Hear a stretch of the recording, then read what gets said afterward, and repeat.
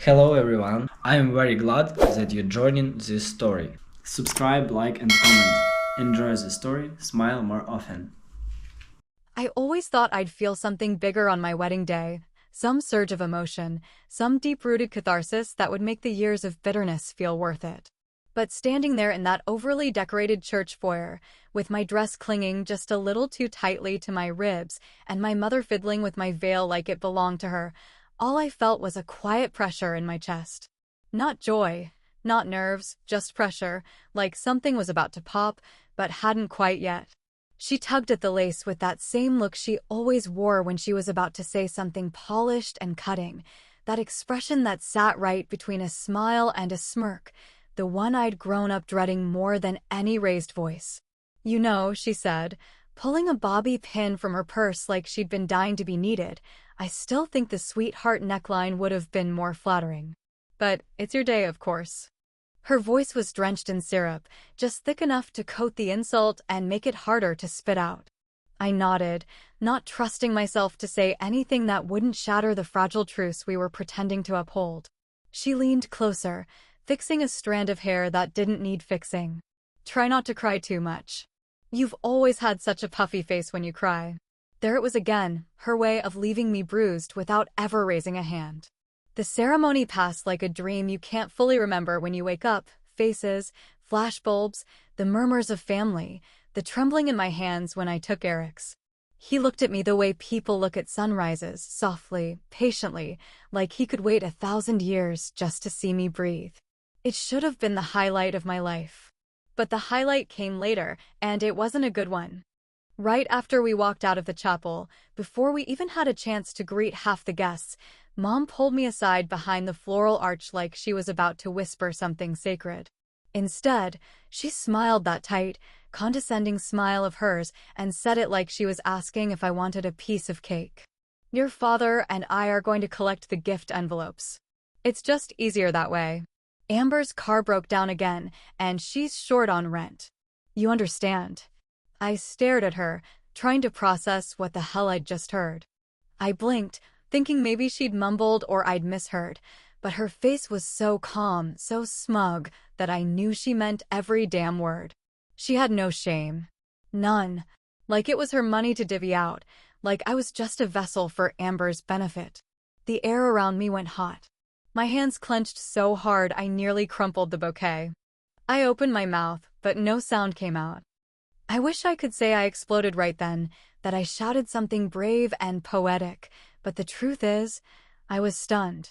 It wasn't even the first time something like this had happened, but it was the first time she did it this blatantly, this publicly, this shamelessly. My own wedding, and she still managed to make it about my sister. Eric, standing a few feet away, caught the moment. His eyes met mine, calm, steady, unmoving. He didn't say a word, but something flickered across his face, something so quiet and so lethal I almost didn't recognize it. My mother turned to him then, as if expecting him to nod along, to be the polite, complicit son-in-law. "You don't mind, do you?" she asked sweetly. "It's for Amber. She's going through a rough time." And then Eric did something that made the hair on my arm stand straight. He reached into his jacket pocket and pulled out an envelope. Not a wedding card, not some note of affection, but something heavier. Something deliberate. He handed it to her without a word. Her expression flickered, uncertain for the first time all day. She opened it right there, in front of us. And that's when everything shifted. I watched her face as her fingers slid the contents out, slow at first, then jerky, like she suddenly wanted to get it over with. Her eyes scanned the pages, and I swear, the color drained from her cheeks like someone had unplugged her. Her mouth opened slightly, then closed again. She looked at Dad, who was already looking over her shoulder, his face falling into something between confusion and fear. They didn't say anything. Not yet. But I saw it. I saw the moment they realized whatever game they thought they were playing, they'd just lost. Eric turned to me, his hand slipping gently into mine. He didn't smile, didn't gloat. Just whispered low enough that only I could hear it. "We saw this coming." And just like that, for the first time in my life, I realized I wasn't alone in this fight. I wasn't the only one who saw them clearly. I wasn't the only one done playing nice. That envelope was the first crack in their carefully polished facade. And as much as I wanted to feel relief, I knew this wasn't the end.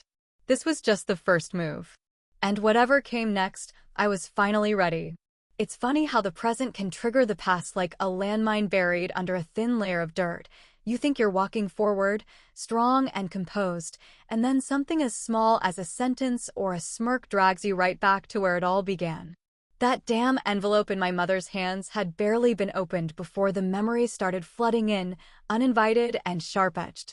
And not the warm kind, not the kind people talk about in nostalgic speeches or Sunday dinners. No, mine came cold. Mine came bitter. Mine came stitched with every moment I swallowed my pride to survive under her roof. Amber always got the bigger slice of cake, both literally and metaphorically. If there were two presents under the Christmas tree, mine was the practical one: books, socks, school supplies, while hers was the shiny, expensive thing she'd circled in catalogs or whispered about in the kitchen late at night. I remember one birthday when we were still kids. I must have been 9, maybe 10, when I unwrapped a second-hand backpack while Amber, 2 years younger, shrieked with joy over a new bicycle with streamers on the handles and her name engraved on the seat. My parents just smiled and said, "She's been having a rough year. Let her have this one." As if I hadn't existed in that same damn year too. That phrase, "she's going through a rough time," was the anthem of our house, a melody so familiar it eventually stopped meaning anything at all. Every mistake Amber made was softened by that excuse. Every bad grade, every lie, every broken promise, every overdraft fee and late-night call for help, each one met with an open wallet and a sympathetic nod. When I got good grades, it was expected. When she passed a test, it was a miracle. When I worked 2 jobs during college, it was responsibility. When she held a job for 2 weeks, it was progress.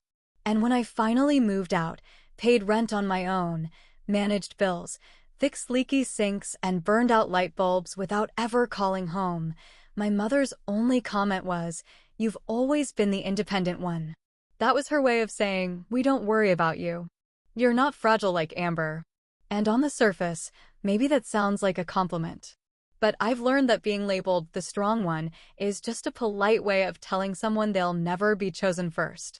It's a way of saying, "You're not getting extra help because we've already decided you don't need it." My dad was no better. He played his part from the shadows, nodding along, chuckling when things got awkward, offering half-hearted advice that meant nothing and changed nothing. He was the kind of man who kept peace by staying quiet, even if that meant letting his wife chip away at one daughter's confidence to prop up the other's failures. He never raised his voice, never raised his hand, never raised a single goddamn objection. But silence, I've learned, can wound just as deep as cruelty, especially when it comes from someone who should have been your shield. When I think back on my first marriage, and God, I hate that there's even a first to compare this one to, I see now how much of it was shaped by those old, rotten patterns. I bent myself into shapes to be pleasing, to be perfect, to be what I thought a good wife was supposed to be.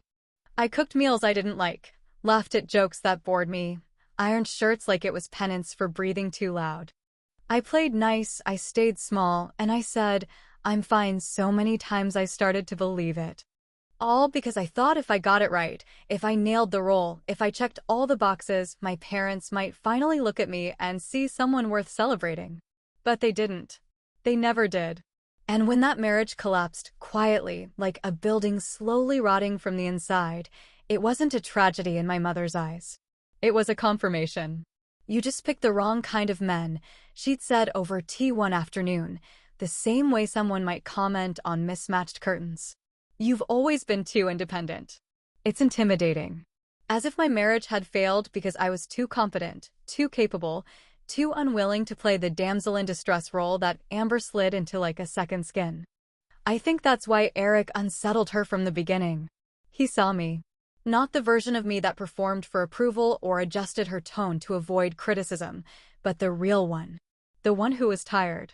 The one who was furious. The one who was done pretending. He didn't ask me to shrink.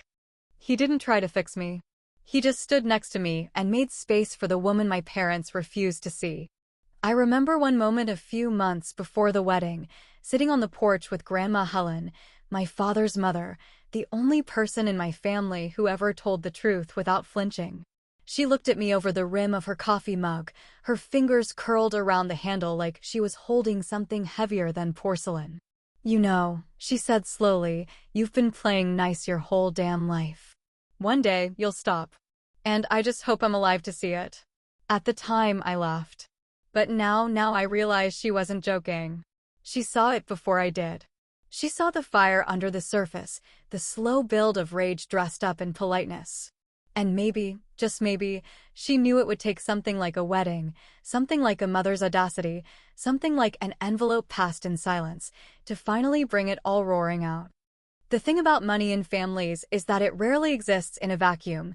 It always comes with expectations, strings, favors owed, guilt trips wrapped in smiles, and a long list of silent debts you never agreed to pay.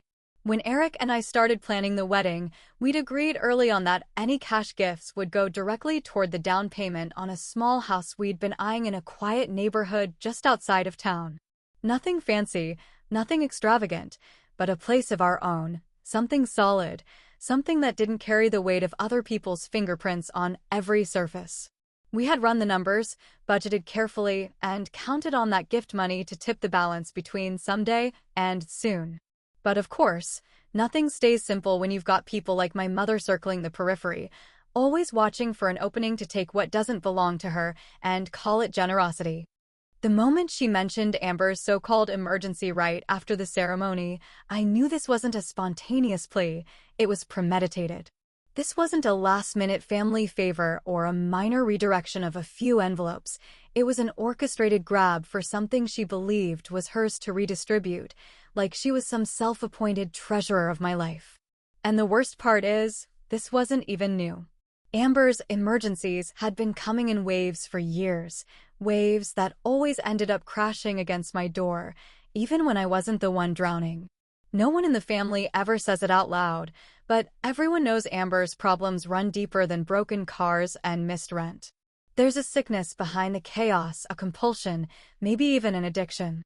I've never had hard proof, but the signs have been there for years. Credit cards maxed out under other people's names, unexplained packages arriving at odd hours, stories that never quite add up no matter how many times she tells them. Gambling, shopping, pills, it could be any of them, or all of them. But in our house, truth was never as important as appearances, and confronting reality was something my parents considered rude, even cruel. So instead, they propped her up with borrowed money and borrowed time, like a cracked vase patched with duct tape, convinced it could still be center stage if you just turned it the right way. When I confronted my mother about it once, years ago, she sighed and gave me that weary smile I've grown to loathe. "Family helps family," she said, as if those 3 words could explain away every betrayal, every withdrawal, every stolen moment. "You're doing fine, honey," she added, like it was supposed to make me feel lucky instead of used. That's always been her defense, the idea that my stability isn't mine, it's a resource, something to be tapped whenever Amber stumbles. In her eyes, the reward for being responsible is being burdened without protest. I can't even count the times I've been told to understand, to give grace, to be the bigger person. But what people never mention is how heavy it gets being the bigger person all the damn time, how it starts to wear you down, make you smaller inside, until all you're left with is resentment you're too ashamed to name. And still, you keep going, because that's the role they've carved for you, and no one likes it when you try to climb out of it. One memory still haunts me, more than most, because it was the moment I finally started to see the pattern with sharp edges instead of soft excuses. It was a family dinner about a year ago, just after we'd announced our engagement. Eric had come along, trying to be gracious, trying to see the best in people because that's what kind men do. We were halfway through the meal when Amber started her usual performance. Too much wine, too many slurred compliments laced with bitterness, and that endless need to be the center of attention. She made a dig about my dress, something about how I always wore boring, safe colors, and when I quietly pushed back with a light joke, she exploded. Full-on tantrum.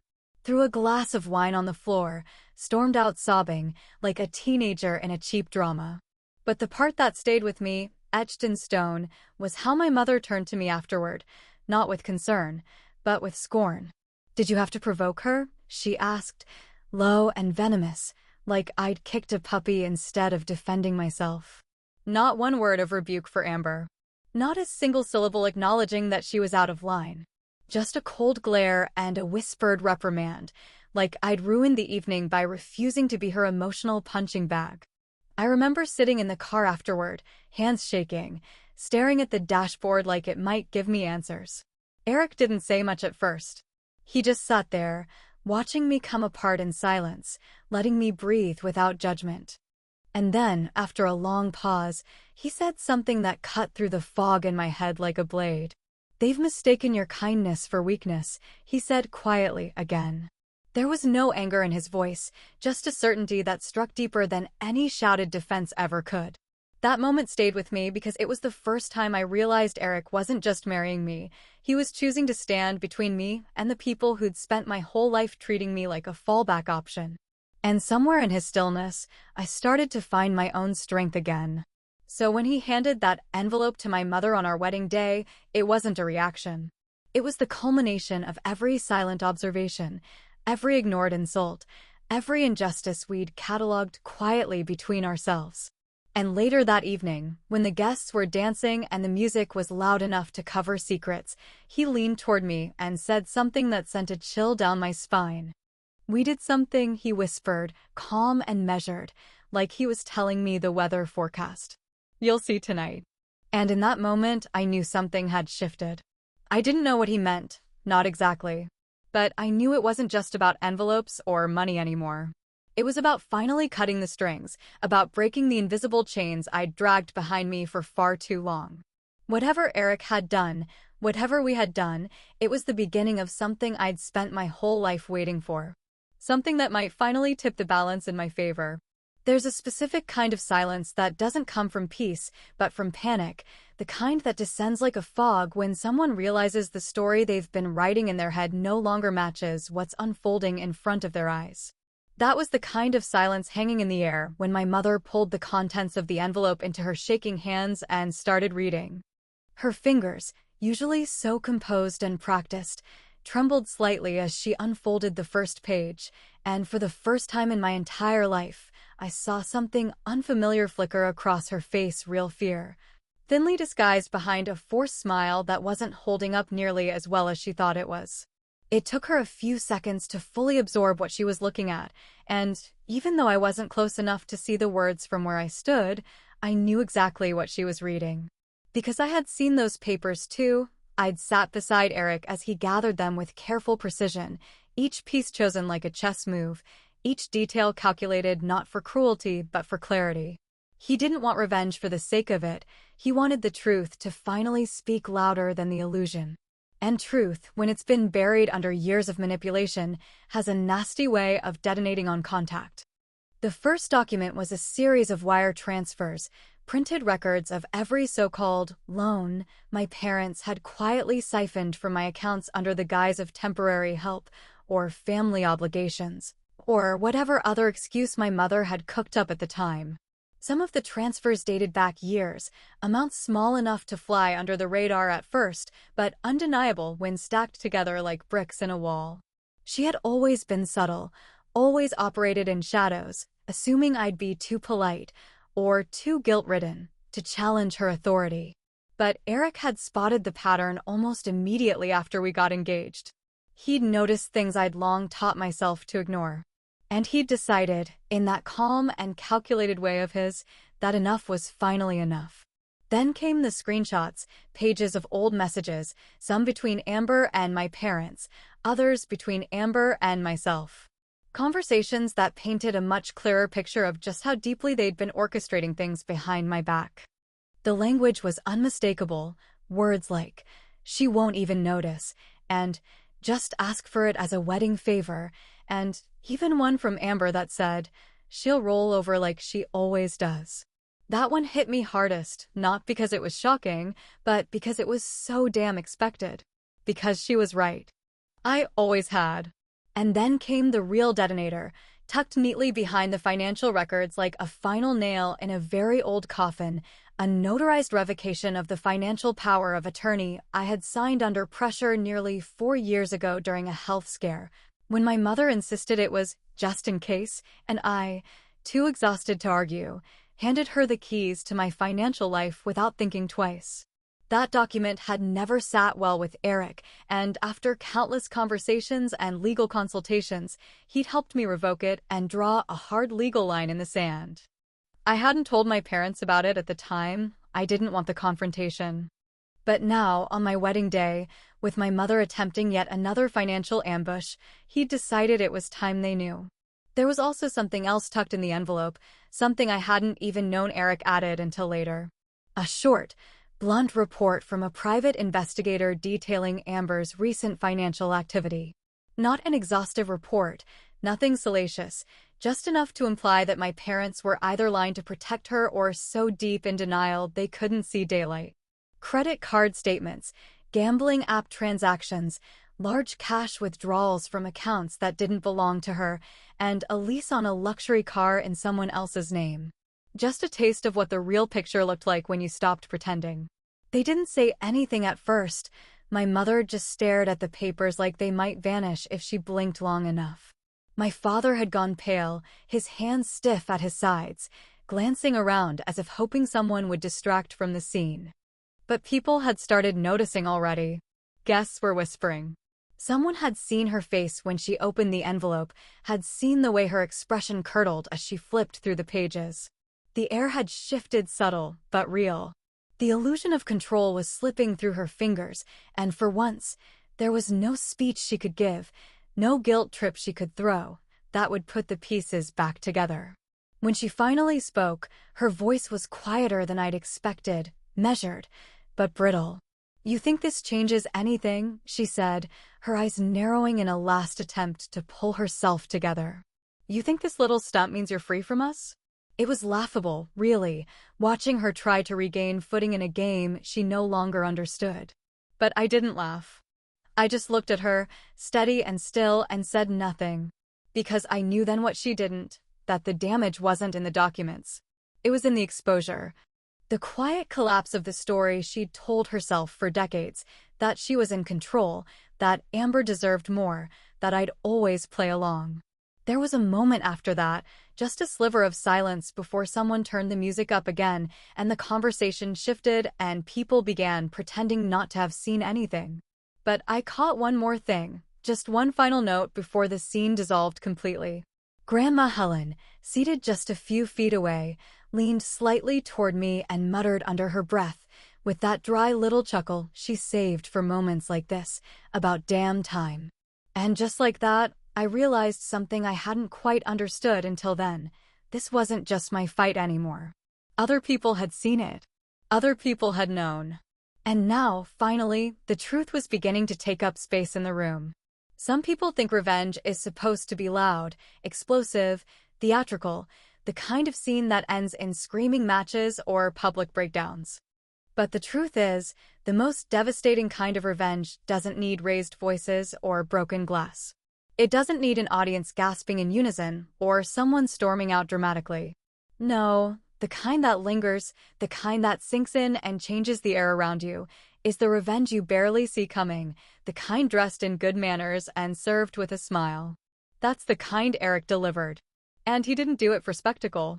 He did it for me. For every time I'd walked away from a fight to keep the peace, for every time I'd let myself be talked down, passed over, or made small to avoid being the difficult daughter. Later that night, after the music had quieted and the guests had begun to drift away from the dance floor, I finally asked him how he'd done it, how he'd managed to beat my mother at her own game without raising his voice or breaking a sweat. He didn't gloat or smirk or launch into some victory monologue.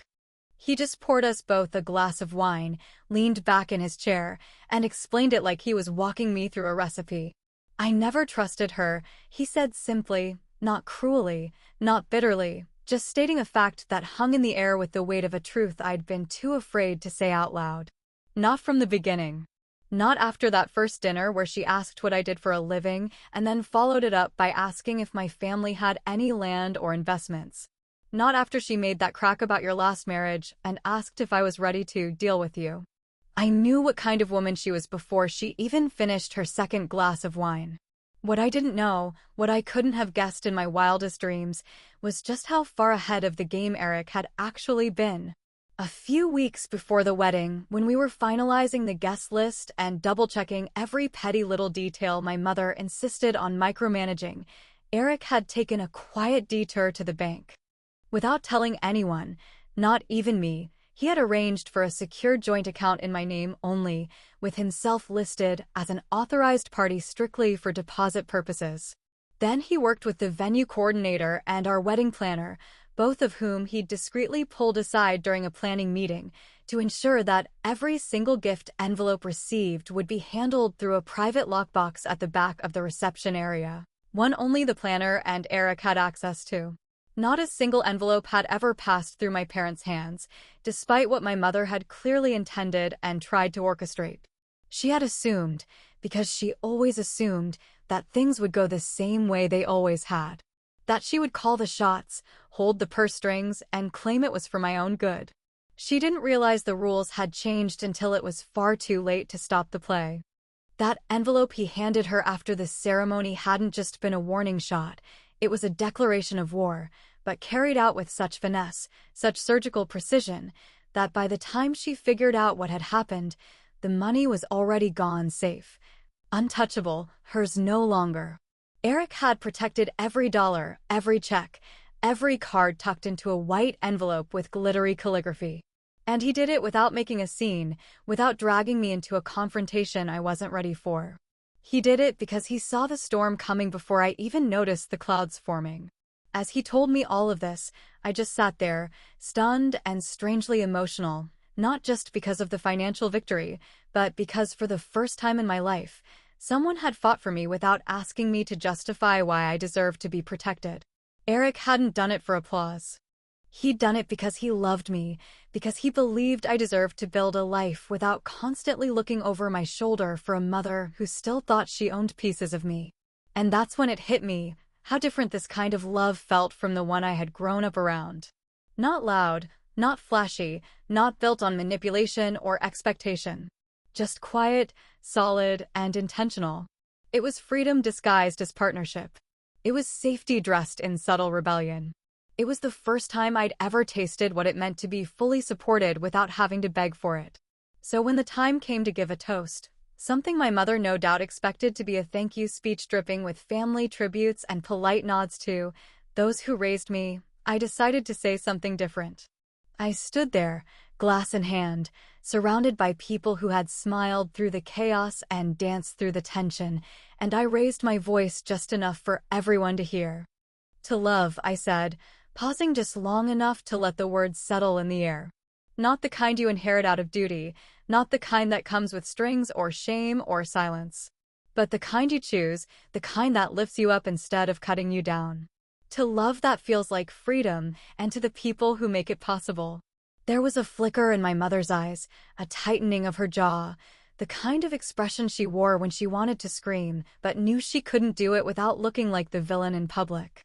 I met her gaze for 1 second longer than I should have, just to let her know the message wasn't lost on her. Later, just before we left for the hotel, she found me near the exit, away from the guests, in one of those dimly lit corners where she used to deliver her most manipulative little speeches. Her voice was cold but low, so no one else would hear. "You've humiliated us," she hissed, her eyes darting like she was trying to find some crack in my expression, something to latch onto and twist. But I didn't flinch this time. I didn't explain, didn't apologize, didn't offer a bridge for her to burn later. I just looked her dead in the eye and said exactly what needed to be said, no more and no less. "No," I said quietly, calmly, like I was stating the weather. "I finally saw you clearly." And then I walked away, not just from her, but from the version of myself who used to bend to keep her comfortable.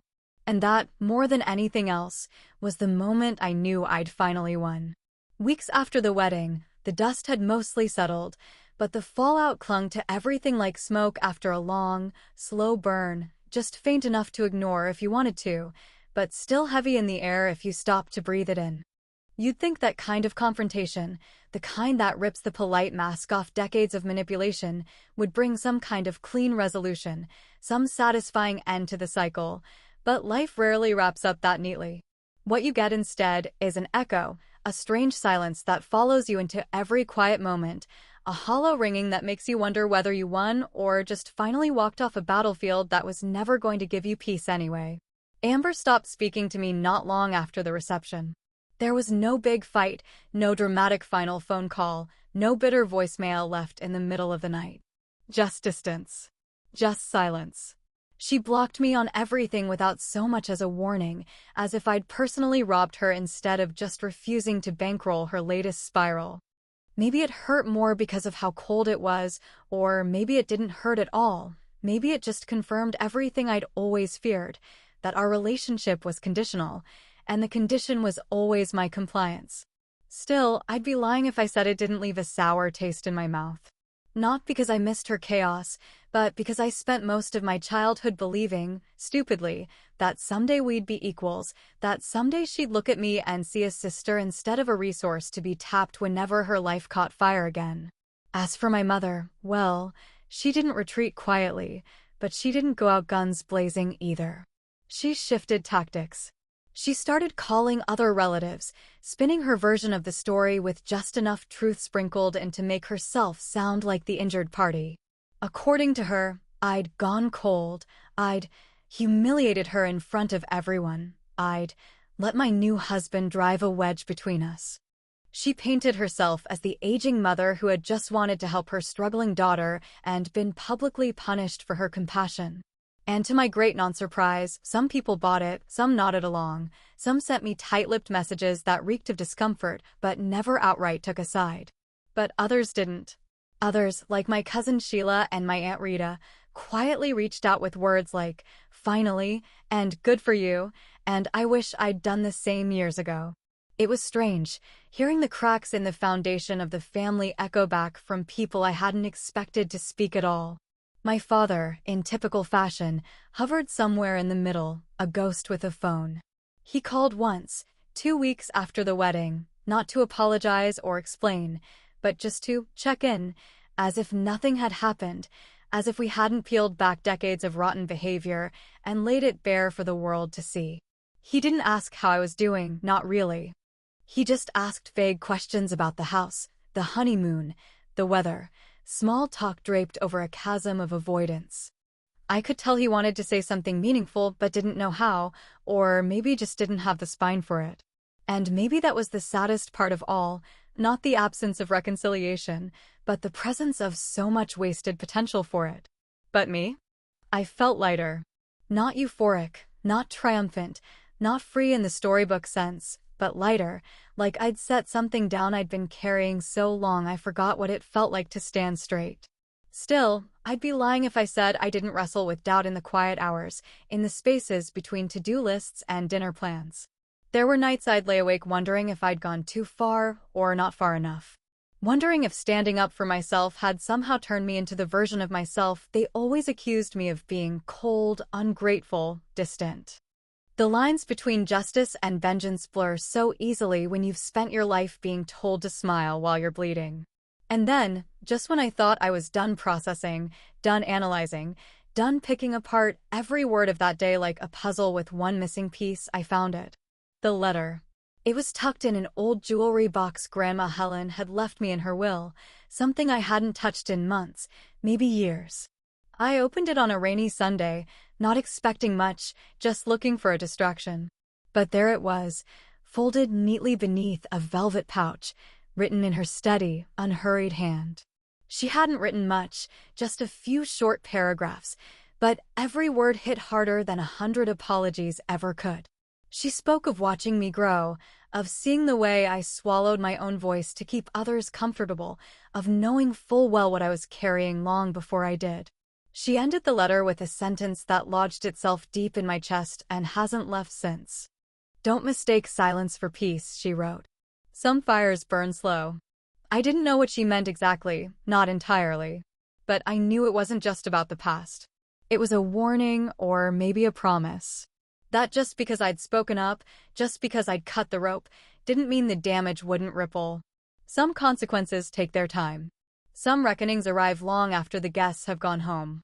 That night, as I stood in the living room of our new house, bare walls, unopened boxes, the scent of fresh paint still hanging in the air, I looked out the window at the quiet street and wondered if I'd really severed the past, or just put it in a box with the lid barely closed. Eric came up behind me, wrapped an arm around my waist, and kissed the side of my head like he always did when words weren't needed. Then he asked softly, "You still thinking about them?" I didn't answer. I just sipped my wine, kept my eyes on the darkness outside, and let the silence speak for me. And if he noticed the way my grip tightened on the glass, or the way my jaw tensed for just a second too long, he didn't mention it. Some stories end quietly, but some just pause before the next chapter begins.